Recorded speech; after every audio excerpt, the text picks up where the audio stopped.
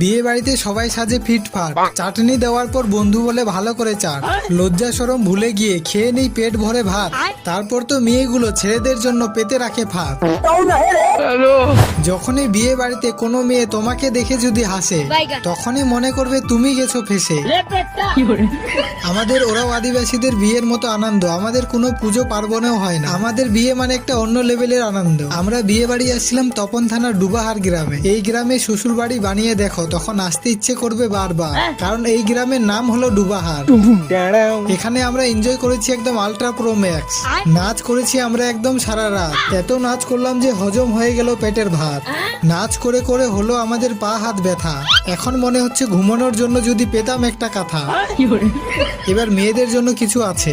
পার্লারে গিয়ে ঘষে মেজে পাল্টে গেছে বুক, চিনতে পারা যাচ্ছে না দেখে হচ্ছে বড় দুঃখ।